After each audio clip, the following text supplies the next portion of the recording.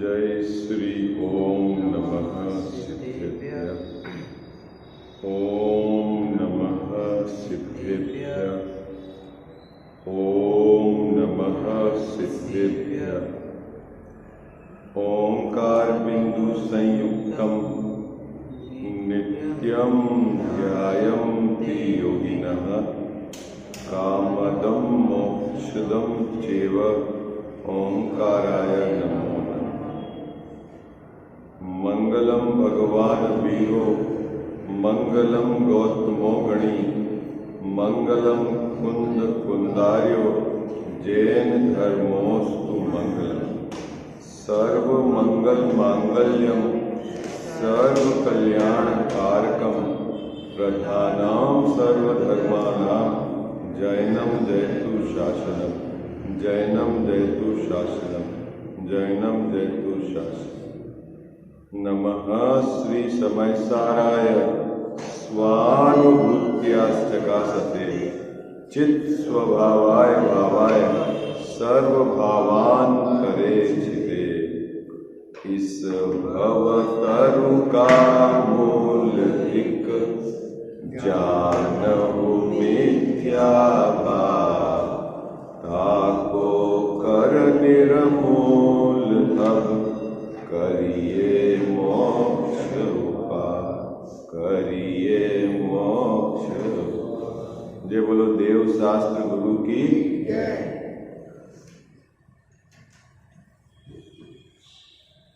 मोक्ष मार्ग प्रकाशक ग्रंथ विराजमान है। 7वें अधिकार के आधार से विगत कुछ दिवस से अपन व्यवहाराभासी मिथ्या दृष्टि की श्रद्धा, उसकी प्रवृत्ति किस प्रकार विपरीत है उसके संबंध में विचार कर रहे हैं। यदि हमारे अभिप्राय में भी इस प्रकार का जोर है तो आप समझ लेना अभी हमारे विपरीतता है। क्योंकि बाहर की प्रवृत्ति, शरीर की क्रिया आप एक दूसरे की बाहर से देखकर जान सकते हैं और जीव स्वयं अपने परिणाम को पकड़ सकता है। सामने वाला जीव आपके परिणाम को नहीं पकड़ सकता। और आपके अभिप्राय को तो आप भी तब पकड़ोगे जब आप गहराई से शांत होकर विचार करेंगे, तब आपका अभिप्राय पकड़ में आएगा। क्या? परिणाम तो आपके पकड़ में आ जाएंगे तुरंत ही, लेकिन अभिप्राय कब पकड़ में आएगा? अपना अभिप्राय कब पकड़ में आएगा बाबूजी? जब शांत होकर आप गहराई से विचार करके उसको पकड़ना चाहोगे, तब अपने अभिप्राय की विपरीतता पकड़ में आएगी। हाँ, आज ये नया एक्सपेरिमेंट है। क्या कजावस्था?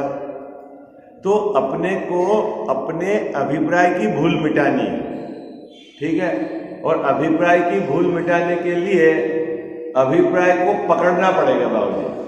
और अभिप्राय को पकड़ने के लिए एकांत में बहुत शांत चित्त से अपने अंदर में जो विपरीत वासना पड़ी हुई है उसका आपको बहुत बारीक निरीक्षण करना पड़ेगा और उस गलती को पकड़कर आगम के अभ्यास से सही अपेक्षा को समझकर उस गलती को मिटाना है। नहीं तो क्या होगा, हमें ऐसा लगेगा कि हम तो कर रहे हैं धर्म बुद्धि है, उसके पश्चात भी हमारे मिथ्यात्व रह जाता है। जो चौथा व्यवहाराभासी का भेद है वो बहुत ही गहराई से समझने जैसा विषय है। क्यों कि 3 व्यवहाराभासी के भेद तो आपको स्पष्ट समझ में आते हैं कि कुल की अपेक्षा से जिसने धर्म को धारण किया हुआ है वह व्यवहाराभासी मिथ्या दृष्टि है। दूसरा भेद कि जिसने परीक्षा नहीं की, मात्र आज्ञा का अनुसरण करता है, जिन चीज की परीक्षा कर सकता है, करनी चाहिए, उसकी परीक्षा नहीं करता तो भी वह मिथ्या दृष्टि है। और तीसरा भेद तो बहुत सरल है, जो आपको एक स्थूल बुद्धि से भी पकड़ में आ जाता है कि जिस जीव के संसारिक प्रयोजन है और वह संसारिक प्रयोजन के लिए धर्म को साधता है ना। बच्चे की प्राप्ति के लिए वह महावीर जी जाता है और 108 परिक्रमा करता है भगवान की प्रतिमा की, ठीक है। तो उसका प्रयोजन क्या है? सांसारिक प्रयोजन है, तो वो तो सीधा आपके पकड़ में आता है मिथ्या दृष्टि में, ठीक है। लेकिन ये जो चौथा भेद है वो आपको गहराई से समझना पड़ेगा, क्योंकि इसमें इस जीव के न तो कुल की अपेक्षा है, न यह देखा देखी धर्म को करता है, और न ही इसके सांसारिक प्रयोजन है। यह जीव पंच परमेष्टि भगवंत के समीप गया है तो आत्म कल्याण की भावना से गया है। यह मोक्ष को प्राप्त करना चाहता है, संसार के आताप को मिटाना चाहता है, और उस भावना से भगवान की पूजा करता है, दान देता है, तप करता है।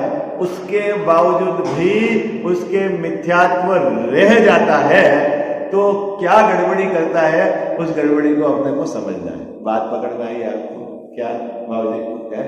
अभी तक जो 3 भेद थे वो तो बिल्कुल आपको अच्छे से समझ में आ रहे थे कि ये तो सीधा विपरीत है।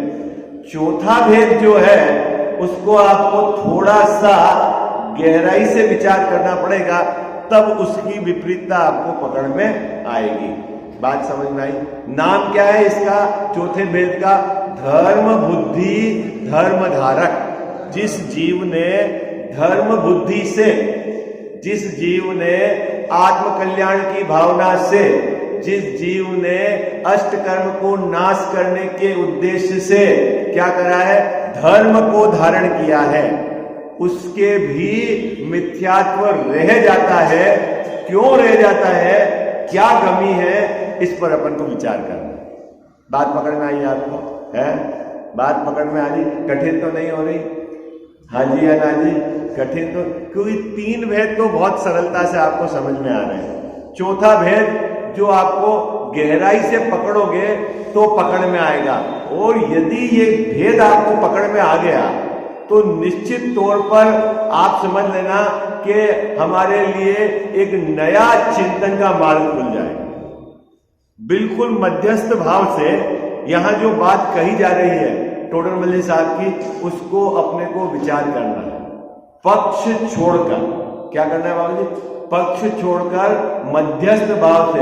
और यह बात आज से 250 वर्ष पूर्व लिखी गई है। कब लिखी गई गजाव साहब? जिस समय यह ग्रंथ लिखा गया था उस समय कांजी स्वामी तो थे ही नहीं, ठीक है। ये बात भी आप चित्त में बिठा लेना। क्या?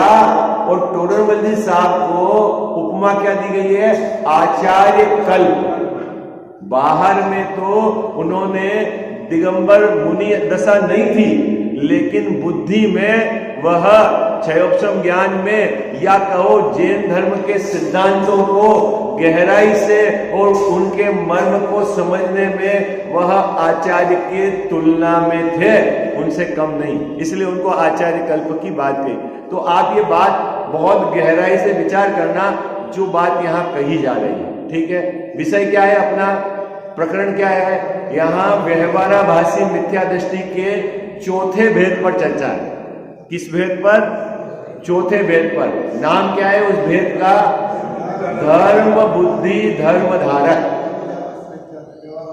जिसने धर्म के बुद्धि से धर्म को धारण किया।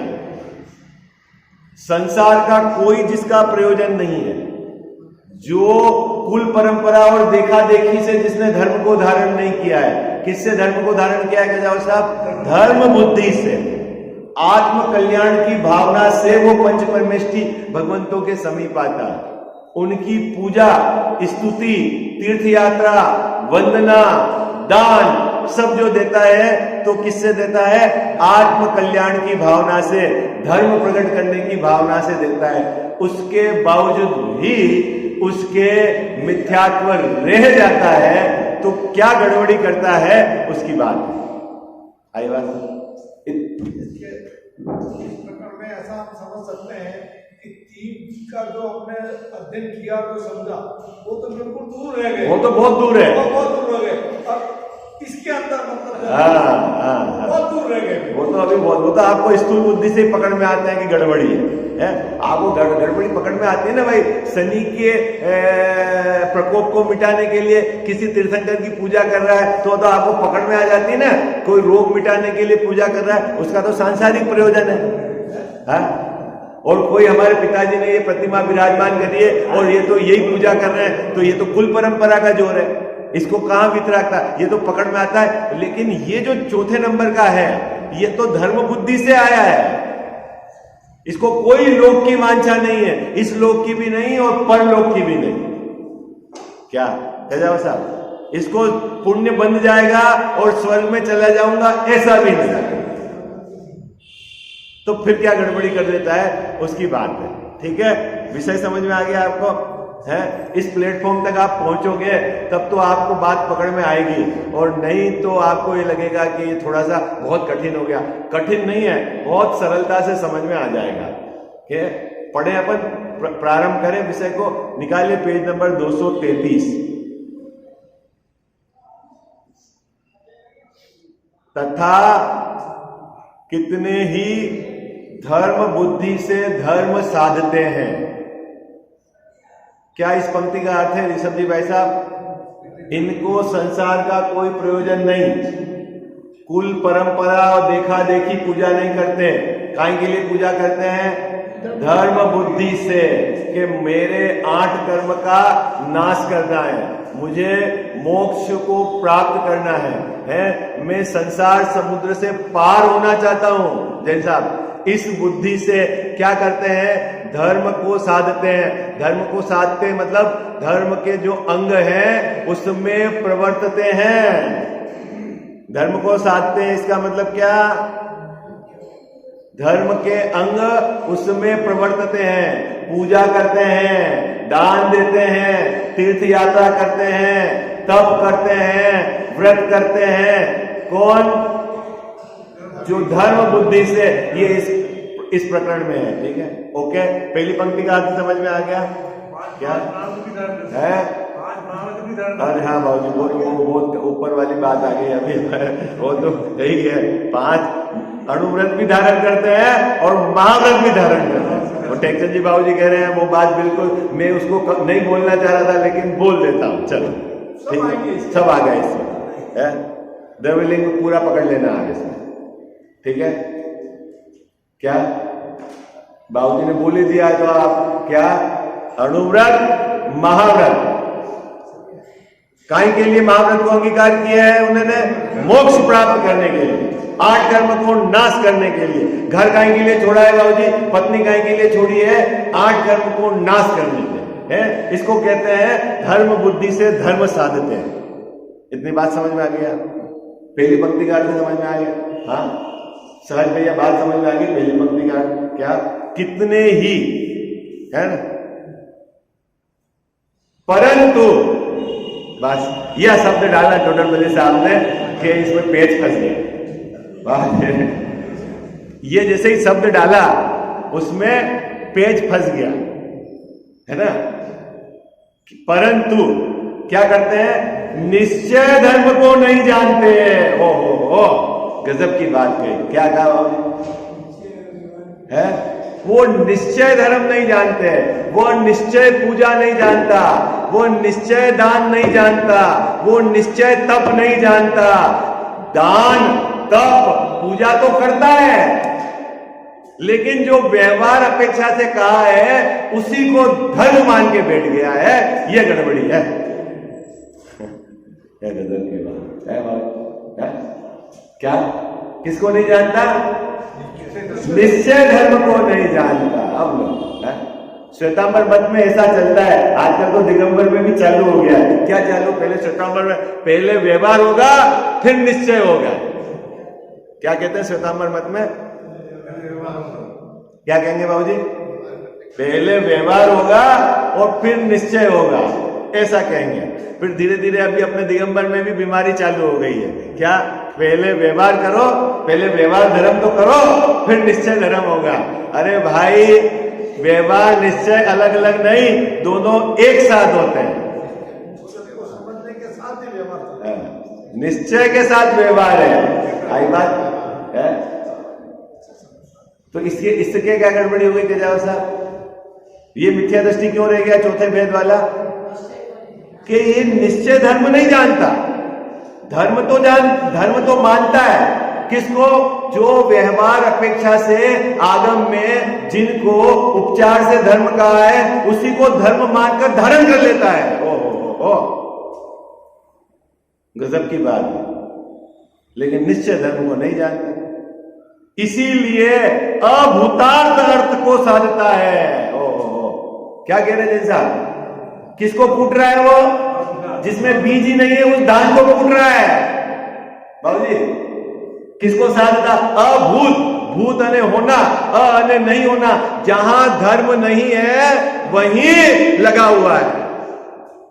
कहां धर्म नहीं है? पूजा में धर्म नहीं है, दान के व्यवहार दान में धर्म नहीं है, अणुव्रत में धर्म नहीं है, महाव्रत में धर्म नहीं है, वहीं लगा हुआ है। ये अभूतार्थ को साधता है। आई बात है? पसीना छूट जाए है?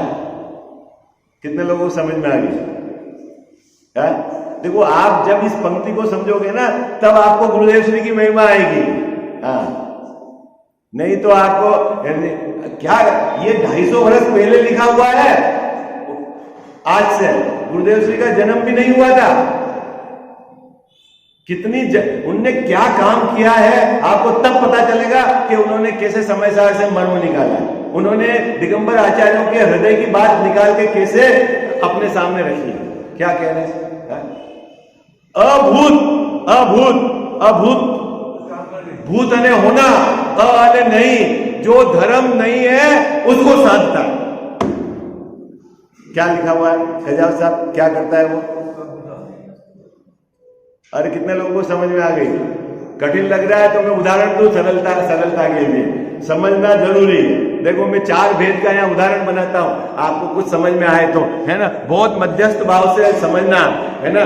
कोई भी पक्ष का जोर रहा तो आपको बात पकड़ में नहीं आएगी, है ना?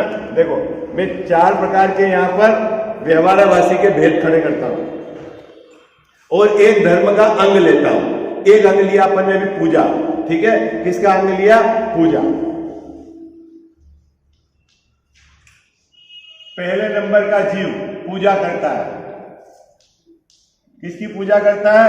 अपन यहां समझ लो, केवल रवि किरणों की पूजा करता है ना? सब समूचे पूजा लगाना, समूचे लगा लो, कोई दिक्कत वाली बात नहीं। कैसे पूजा करता है? भगवान के सामने खड़े रहकर व्यवस्थित शुद्ध वस्त्र से पहनकर दोनों थाली जमा कर बिल्कुल बाबूजी पूजा करता है, ठीक है? लेकिन इसका अभिप्राय क्या है? अभिप्राय क्या है कि ये प्रतिमा मेरे पिताजी ने विराजमान करी है और मेरे पिताजी भी पूजा करते थे और मेरे को भी पूजा करनी चाहिए। मैं पूजा नहीं करूंगा तो कौन पूजा करेगा? पूजा कहीं की कर रहा है वो? पूजा तो शांतिनाथ भगवान की कर रहा है, ठीक है? बोल भी अच्छा तो देवसास गुरु की कर रहा है, शांतिनाथ नहीं तो गड़बड़ हो जाएगी। मैंने यहाँ केवल रवि की कहीं की पूजा कर रहा है बाबूजी? देवसास गुरु की पूजा कर रहा है, धोती दुपट्टे पहन के कर रहा है, भगवान के सामने खड़े रह के कर रहा है, और आप चाहो तो चांदी की थाली में कर रहा है, अष्टद्रव्य लेकर है यहाँ। लेकिन अंदर में अभिप्राय क्या पड़ा हुआ है उसको कि ये प्रतिमा मेरे पिताजी ने विराजमान की है, वो भी पूजा करते थे, उन्होंने भी मुझे, हमारे कुल की परंपरा है कि पूजा करके ही दुकान जाना है, इसलिए मैं पूजा कर रहा हूं, ठीक है? ओके, तो ये कौन है? ये कौन है? ये कौन है? कैलाश साहब बोला। हाँ, मिथ्या दृष्टि जो कुल अपेक्षा से धर्म के इस रंग में लगा। ओके, दूसरा जीव वो भी पूजा करता है, ठीक है, वही केवल रवि किरणों की पूजा करता है, वही चांदी की थाली में लेके पूजा कर रहा है, लेकिन यह विचार नहीं करता कि मैं पूजा किसकी कर रहा हूं, पूजा क्यों कर रहा हूं, है ना, देखा देखी पूजा करता है। ठीक है, ओके। तो ये कौन है, कौन है, बोलो भाई कौन है? अरे जोर से बोलो, आपने भेद पढ़े ना, परीक्षा रहित आज्ञानुसारी।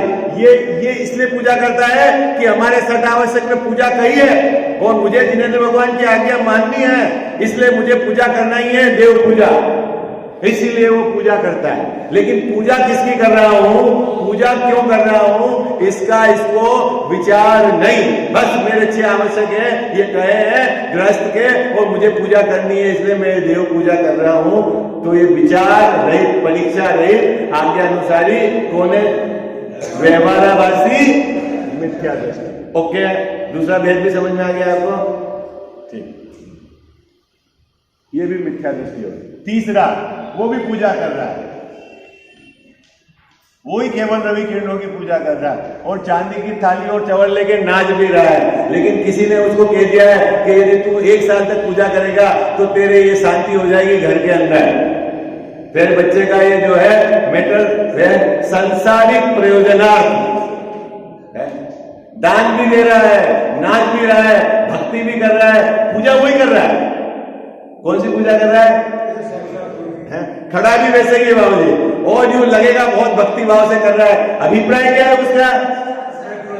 हाँ, कि मेरे घर में शांति हो जाए या मेरे शरीर का रोग मिट जाए, अभी मेरे शनि का चक्कर समाप्त हो जाए। ठीक है, इस अभिप्राय के साथ, अभिप्राय ये गलत अभिप्राय है, तो ये मिथ्या दृष्टि। ओके, मिथ्या दृष्टि मतलब समझ गया? अभी धर्म से बहुत दूर है। चौथा, ये भी हमें पूजा कर रहा है, वही केवल रवि किरणों की पूजा कर रहा है, वही बालो चांदी की थाली के साथ पूजा कर रहा है, लेकिन पूजा में धर्म मान रहा है।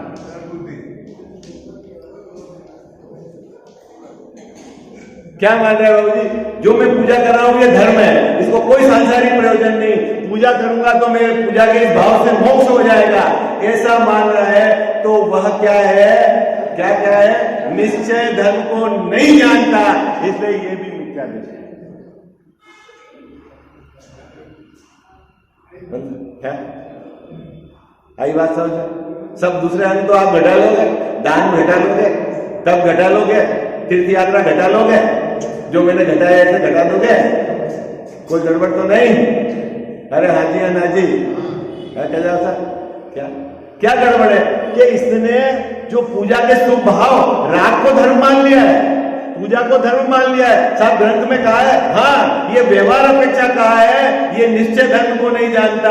असली धर्म तो अपनी परिणति में कसाय के अभाव जो वीतराग दशा है उसका नाम है, राग धर्म नहीं, ऐसा नहीं जानता, इसीलिए भले ही धर्म बुद्धि से पूजा कर रहा है तो भी मिथ्या दृष्टि है।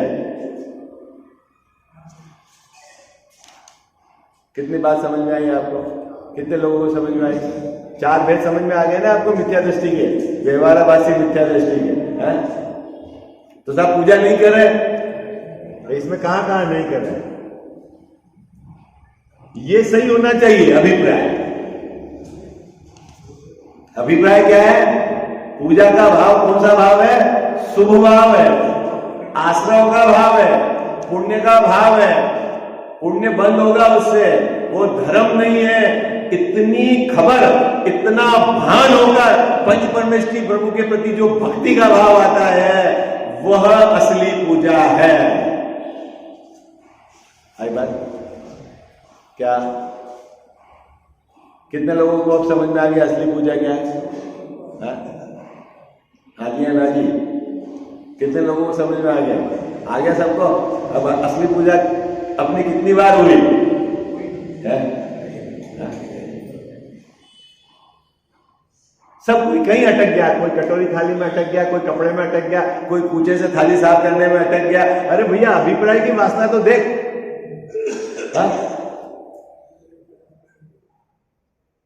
अंदर में तेरे वासना क्या पड़ी हुई है इसकी खोज कर, क्योंकि जैन धर्म यहां अभिप्राय करेक्ट होगा फिर आगे आगे परिणाम भी करेक्ट हो जाएंगे। भाव समझ में आया आपको? और अभिप्राय विपरीत रहा फिर उससे क्या लेना देना, वासना तो विपरीत पड़ी हुई है आपको। ये चौथे नंबर का भेद चल रहा है। पूजा करता है, धर्म बुद्धि से पूजा करता है, लेकिन व्यवहार धर्म को ही निश्चय धर्म मानकर बैठा है। निश्चय धर्म की इसको खबर नहीं है, इसीलिए वह मिथ्या दृष्टि ही है। चाहे वह व्रत को अंगीकार करे, और टेकचंद जी बाबू जी की भी भाषा है तो चाहे वह महाव्रत को अंगीकार करे, चाहे वह बाहर में 28 मूलगुण का निरतिचार पालन करे, लेकिन वो क्या गड़बड़ करता है कि 28 मूलगुण के पालन को ही उसने धर्म मान लिया है। उसको अंदर में आत्म स्थिरता, कसाय का अभाव, उसके धर्म की खबर नहीं है, तो वह परमात्म धर्म से दूर मिथ्या दृष्टि ही है। बात समझ में आ गई आपको? है? चले आगे। कितने लोगों को समझ में आ गई बात? है ये बात पकड़ में आ गई ना आपको? ये बाहर की क्रिया है, देह की क्रिया, बाहर के परद्रव्य का परिणाम। चावल इधर से उधर जाए, थाली इधर से उधर आए, उसमें क्या दम है? ये तो बाबू जी परद्रव्य का परिणाम है, उसमें तेरा कोई रोल नहीं है। शरीर की एक्टिविटी परद्रव्य है, थाली परद्रव्य है, बाहर का द्रव्य परद्रव्य है। अब तेरे अंदर परिणाम और तेरी वासना, उसकी खोज कर तू। आई बात समझ? क्या कर?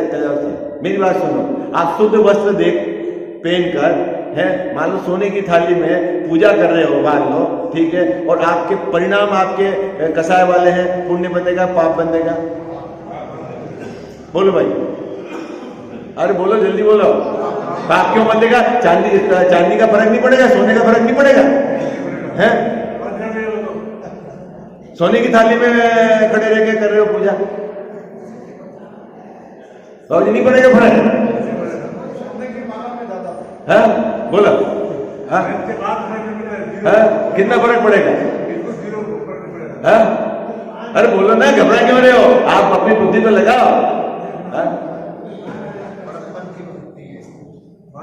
तो साहब हम कुछ भी करें? नहीं नहीं, उत्कृष्ट सामग्री से भगवान की पूजा करनी है।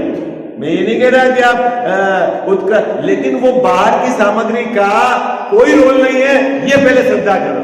आई बात समझ?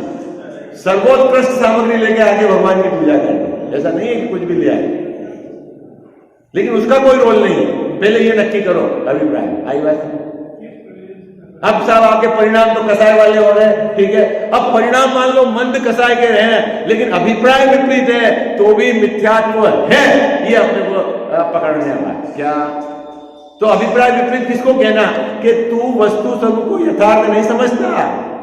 आचार्य भगवान ने जहां व्यवहार अपेक्षा कही, तू व्यवहार अपेक्षा समझ, जहां निश्चय का निश्चय समझ, है ना? ये जब तक तेरे को यथार्थ समझ में नहीं आएगा, तो तेरी पूजा, तेरी दान, तेरा तप, तेरा व्रत, ये यथार्थ नहीं होगा। आई बात? कब यथार्थ होंगे? जब अभिप्राय यथार्थ होगा। गजब की बात। कब यथार्थ होंगे? बोलो बाबू, है भाई साहब, कब यथार्थ होंगे? अपने दया, दान, पूजा, व्रत कब यथार्थ होंगे? जब तेरा अभिप्राय यथार्थ होगा। अभिप्राय की भूल को सुधारनी है तेरे। हाँ? अब चक्कर क्या है कि अभिप्राय की भूल सुधारने का तरीका सरल है। क्या तरीका है? आगम में जो बात कही है उसको आप विचारो और अपने अभिप्राय को शांति से पकड़ो, और वहां गड़बड़ी है उसको स्वीकार करो। इधर विचारो और वहां गड़बड़ी पकड़ के स्वीकार करो, तो जैसे सम्यक निर्णय होता जाएगा आगम के आधार से, वैसे वैसे अभिप्राय आपका क्या होगा?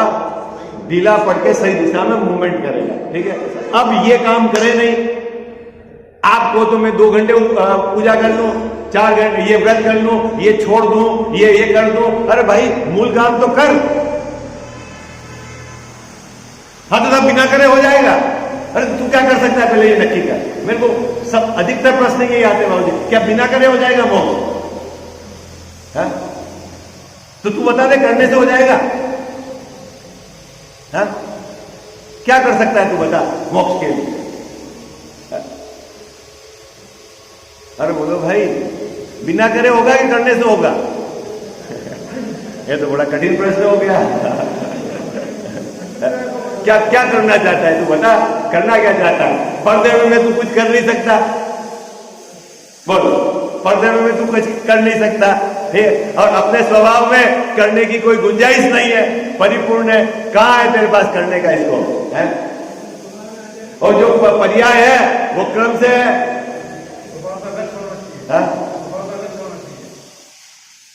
समझ लीजिए, सीधी बात समझ में नहीं आती, नहीं करेंगे तो कैसे धर्म हो जाए साहब? बाबू जी क्या करना है बताओ धर्म करने के लिए? मैं बताऊं आपको, ये समझना है धर्म करने के लिए कि पर्दे में कुछ कर नहीं सकता, स्वभाव से मैं परिपूर्ण हूं और पर्याय मेरी क्रमबद्ध है, बस ये है धर्म करने के लिए। क्या करना है धर्म करने के लिए? क्या समझना है? बोलो भाई, बोलो जल्दी बोलो, फटाफट बोलो आप सभी लोग। क्या धर्म करने के लिए क्या करना है? ये समझना है अपने को। क्या समझना है? कि पर्दे में मैं कुछ कर नहीं सकता, स्वभाव परिपूर्ण है और पर्याय क्रमबद्ध है। कहाँ करना है? कहाँ करना है? मेरा जो स्वभाव है जानना है। गले उतर गई आपने? कितने को उतरी होता होगा? बोलो, घर का करना है, परिवार का करना है, मंदिर का करना है, अपना आत्म कल्याण किसका करना है? बोलो क्या करना है? कह है?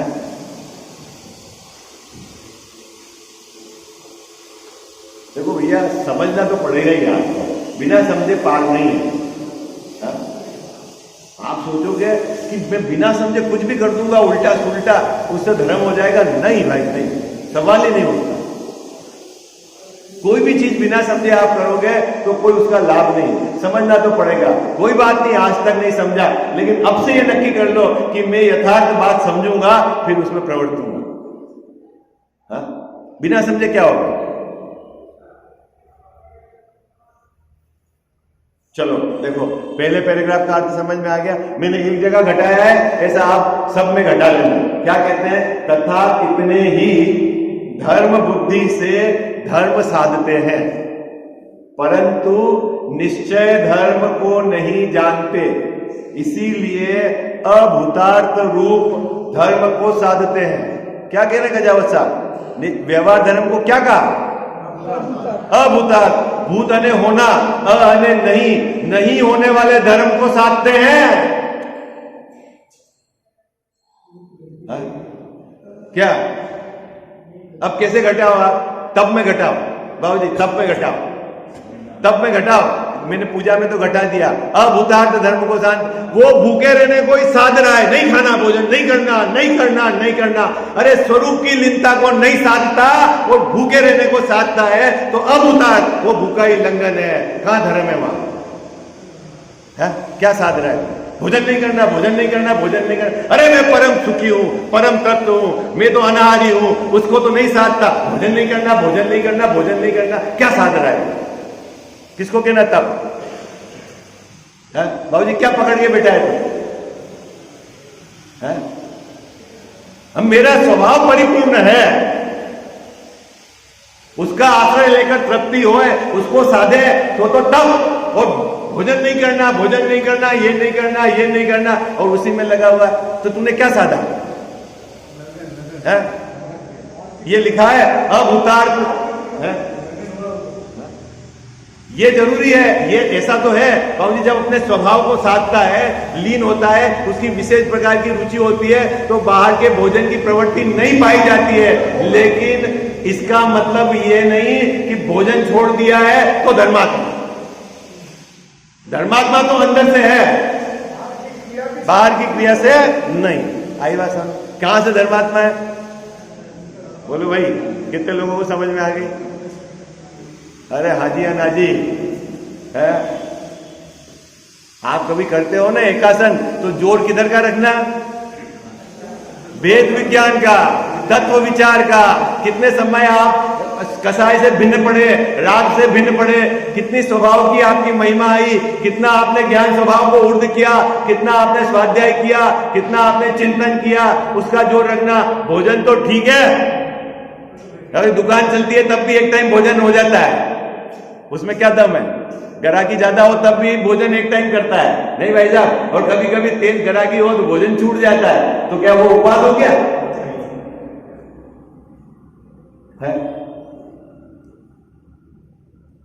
क्या कह जाता है? कितने को समझ में आ गई? बोला आप हाथ ऊंचे करोगे तो मैं आगे बढ़ूंगा। समझ में आ गई है?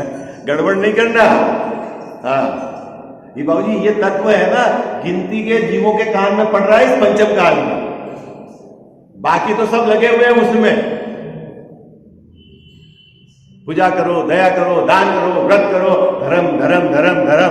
बेचारे को वो तत्व की बात कान ही नहीं पड़े, पल्ले ही नहीं पड़े। क्या है? नहीं, अब अभी अपन जाने दो उधर की बात, अपन तो मूल बात है। क्या है? क्या है?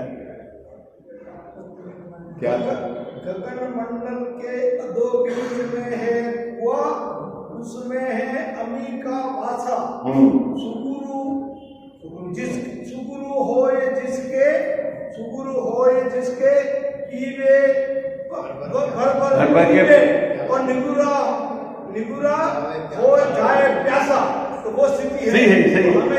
क्या ये वो समझा क्या श्लोक बोला कि अपना जो आनंद अपने में भरा हुआ है, खजावसा, ठीक है, जिसके पास सुगुरु है जो बताएंगे कि तेरा आत्मा परिपूर्ण है, आनंद का कंद पिंड है, घन पिंड है, और तू उसका आश्रय लेगा तो तू अमृत पिएगा।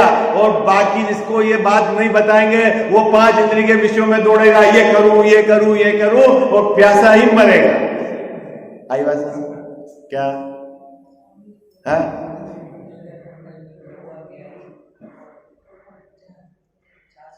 हम कोई क्या, आप क्या गजब की बात है। आचार्य देव की बात को विचार तो करो, पूर्वापर मिलान तो करो आप, हैं? कितनी सुंदर बात है। अपने को ये बात काने पड़ी है तो ये भी अब महाभाग्य है, अब इसको जीवन में उतारना है। क्या क्या मुकेश भाई साहब, ये कान पड़ गई, ये महाभाग्य है। बाकी तो जीव सुनेगा ये बात। क्या कह रहे हैं? क्या कह रहे हैं यहां पर? जो निश्चय धर्म को नहीं जानता तो वो क्या करता है कि वह अभूतार्थ धर्म को साधता है। अभूतार्थ मतलब जहां धर्म नहीं है वहीं धर्म मानकर बैठ गया है। बोलो, अब आप तप में घटाओ, आपको सही लगेगा। दान में घटाओ, जहां घटाओ। भाई साहब क्या कह रहे हैं? जो निश्चय धर्म को नहीं जानता, असली तप को नहीं जानता है। तप अने तृप्ति का नाम, तप अने आनंद का नाम। तप मतलब क्लेश नहीं है बाबूजी, तप मतलब क्लेश नहीं है। तप मतलब तृप्ति, तप मतलब आनंद, स्वरूप स्थिरता, स्वरूप प्रतिपन्न है। जो इसको नहीं जानता वो क्या करता है? मात्र भूखे रहकर धर्म साधता है। किस धर्म को साधता है? अभूतार्थ धर्म को साधता है। वो तो लंघन है, उसमें क्या धर्म है? बोलो, कितनी बात समझ में आई आपको? अरे हाँ जी, है सबका चेहरा क्यों उतर गया? आप प्रसन्न हो जाओ, हैं? ऐसा चेहरा तो उतारना पड़ेगा। 50 वर्ष से तो हम भूखे ही रह रहे थे। हाँ कोई बात नहीं, जब जागो जब सवेरा। बाबूजी क्या, जब जागो जब सवेरा। जब आपको समझ में आई तब से काम चालू है?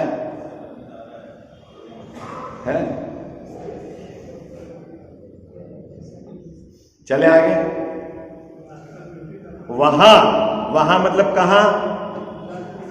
कल्याण साहब कहां? वहां मतलब कहां? कहां?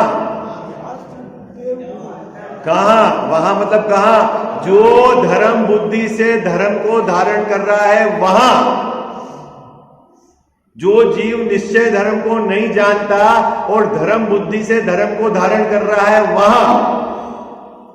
व्यवहार, सम्यक दर्शन, ज्ञान, चारित्र को मोक्ष मार्ग जानकर, पूजा को, दया को, दान को, व्रत को, अणुव्रत को, महाव्रत को क्या जानता है? मोक्ष मार्ग जानकर उसका साधन करता है, वह अभूतार्थ धर्म को साधता है।